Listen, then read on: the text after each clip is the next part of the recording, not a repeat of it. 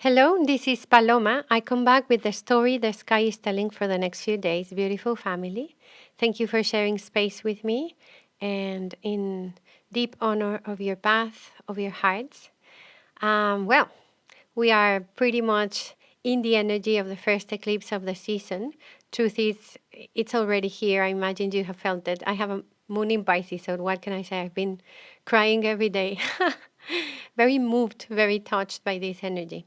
So before we go deeper into what the eclipse brings, there are a few things that happen before the eclipse that actually give context, I would say, to the story the sky is telling for the next few days. So on September the 1st, we have Saturn retrograde going back into Pisces precisely. From May till now, he was visiting Aries, and he sort of gave us a glimpse, let us know that there is a future, there is a brave new start that requires courage and pioneer energy. And now he will go back to Pisces to finish his lessons here in the School of Compassion. So Saturn is a planet of maturation.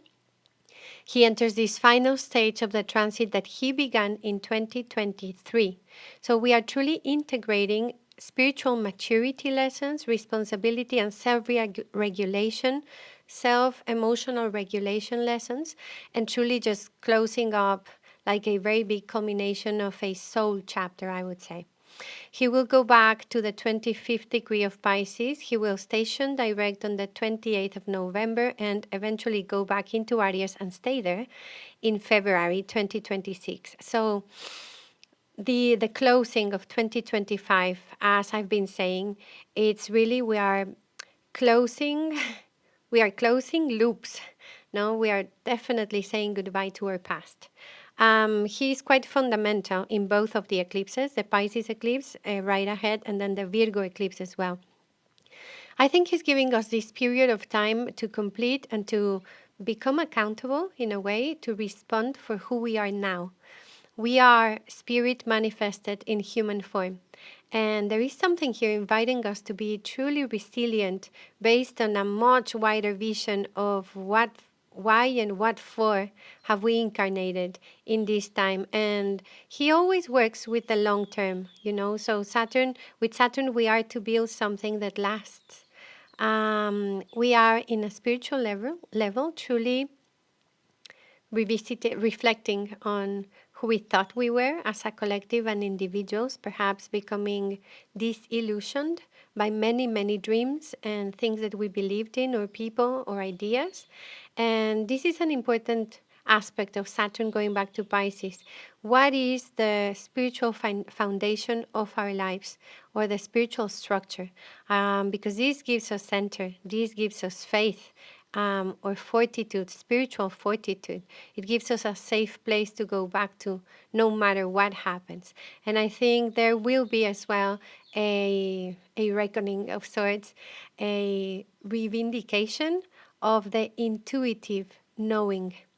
So this space, wherever space Saturn is going back in your chart to Pisces, we are saying goodbye to dreams. We are again looking over our boundaries and retrieving authority within this foundational structure, spiritual structure of our lives. Saturn is the invisible structure that holds the visible. In Pisces, it's quite interesting. It's very subtle and yet so profound, this closing, this culmination, because we are going to go into these structures and patterns, invisible structures and patterns that have given reality or given tangibility to reality. I hope I'm making sense. And from there, we have the opportunity to heal.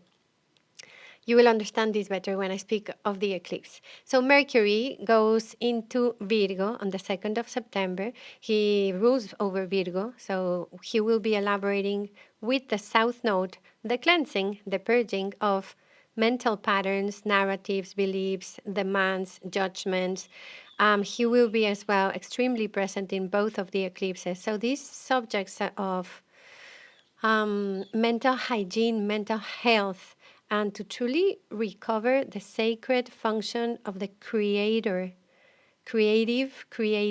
mind, I think this is very important right now as well. He's going to have a square to Urano almost immediately. It's perfect on the 3rd of September. So I think there are creative roots, unexpected, surprising, quite genius roots that might throw us off balance for a moment precisely because they have such a new frequency, but they open our minds, they open our consciousness. The only thing we need to do right now is be flexible, like really let go of all rigidity. And well, it's all about letting go of control, truly. So we could get information, communication, news, messages that are unexpected, disruptive of sorts. And we are in eclipse season, nonetheless, that usually accelerates these transformation or changes in our lives. They were being cooked, I would say, but then they get catalyzed by this season so that we can truly be aligned with the calling of our souls. And then Mars is going to do a square to Jupiter from Libra to Jupiter in Cancer. That's on the 4th of September. This is all part of the eclipse.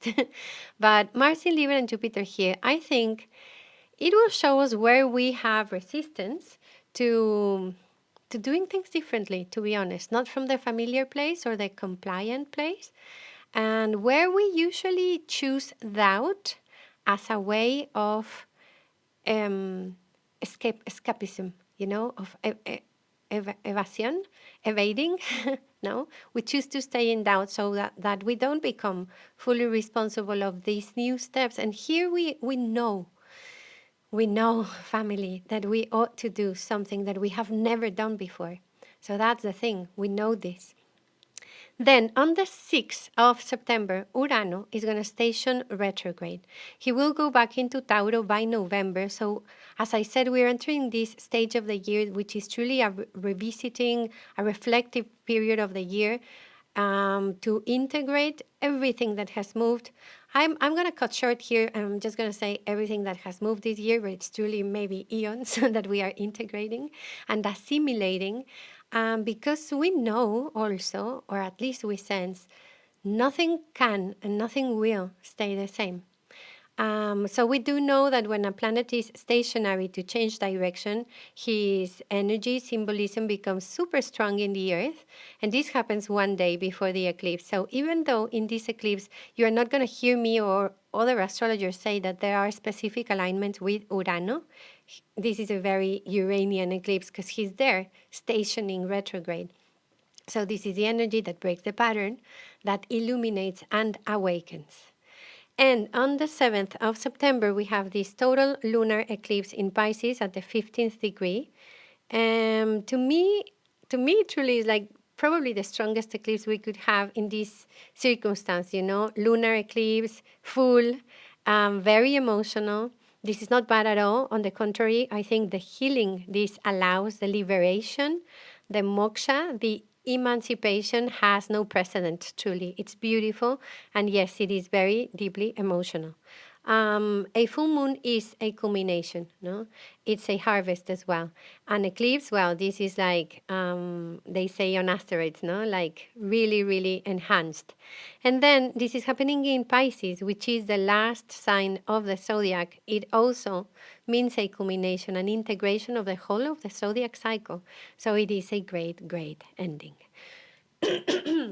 Now, let us not forget any event in astrology doesn't happen isolated. I mean, they are part of a larger story, usually, a family of eclipses, for example.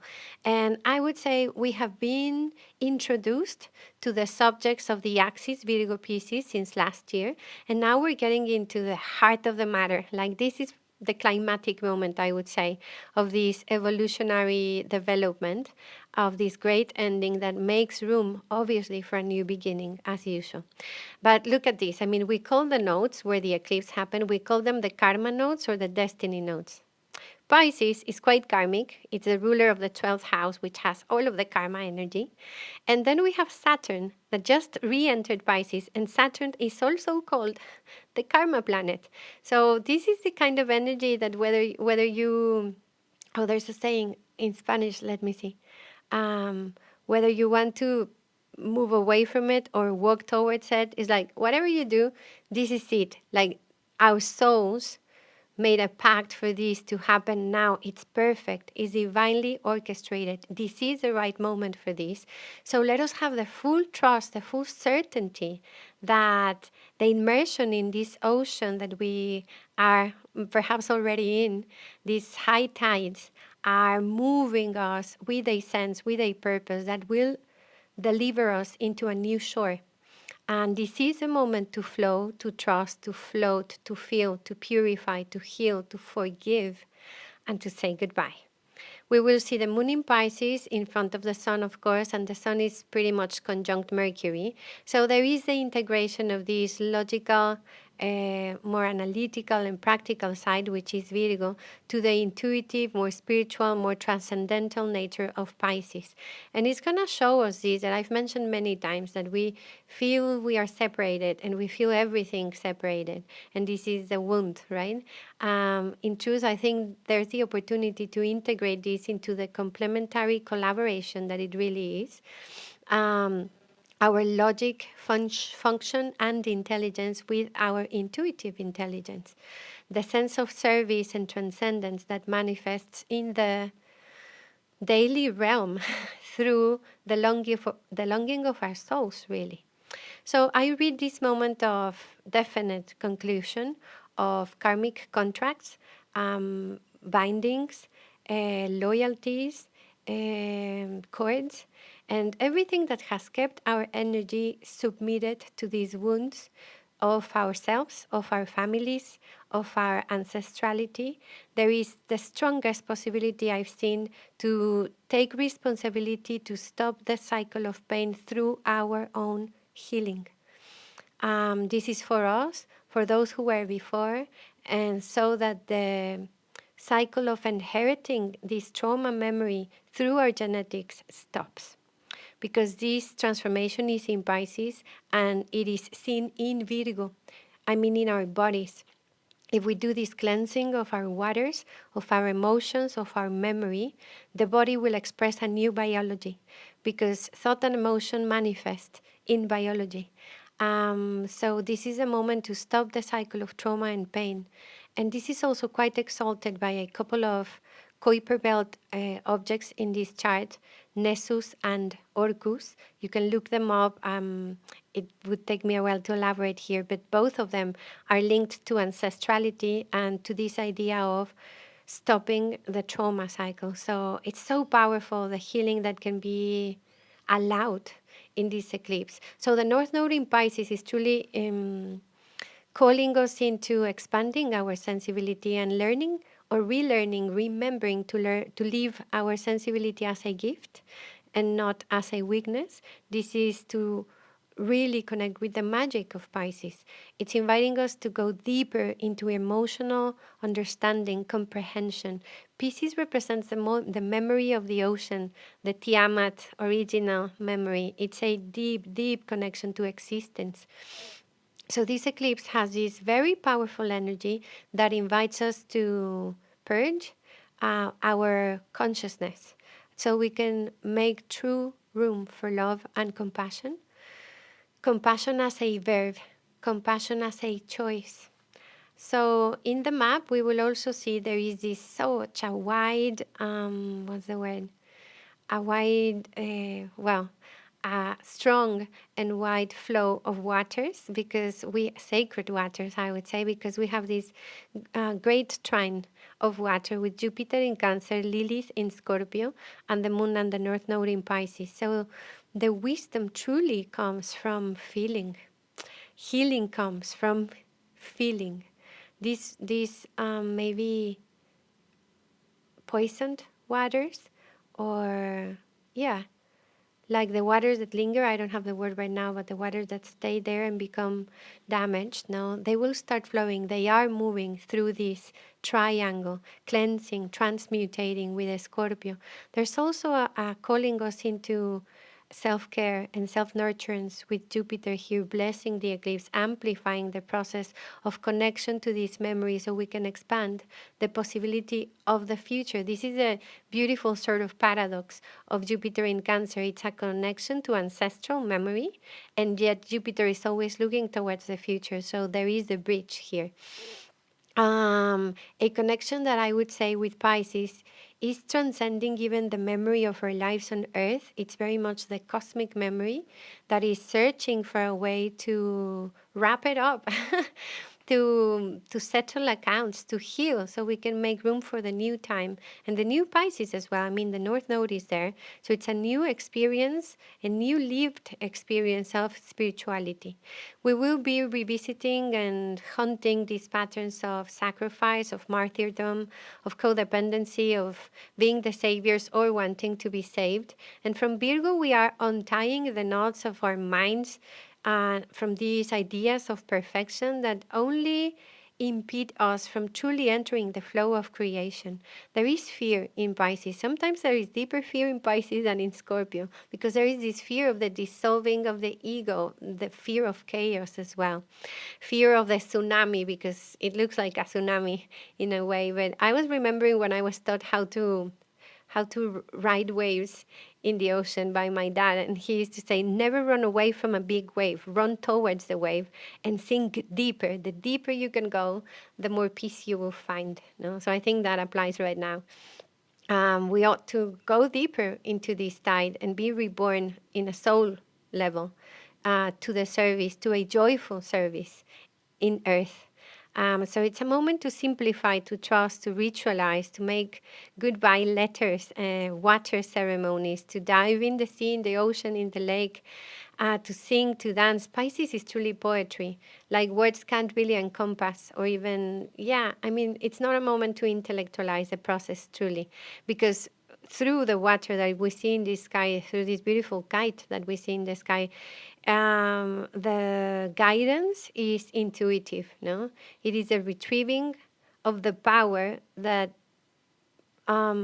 rises from within as intuitive knowing, and it is feminine, receptive, and creative energy. So I think this is like an opportunity like no other to forgive. This is one of the most enhanced things I see here, to forgive as a most beautiful act of liberation. It is a moment of divine grace, I would say, where there is nothing to do but to flow. So this kite, we will see, it has such like high aspirations of consciousness through love that is manifested in the detail of my everyday, because the focal point of the kite is Virgo, and that's here, that's now, and the anchoring point of the kite is Pisces, which is love. So for me, this is a calling us into a deeper incarnated experience. Spirit rises through our embodiment. It is beautiful, profound eclipse, the first one of the season. And let me see. Yeah, I think that's what I have, my family. Wishing you peace, divine surrender. It's truly about surrender. And to allow this, which is also a divine intervention for our freedom and the freedom of every being. May that be the case. Blessings. Thank you.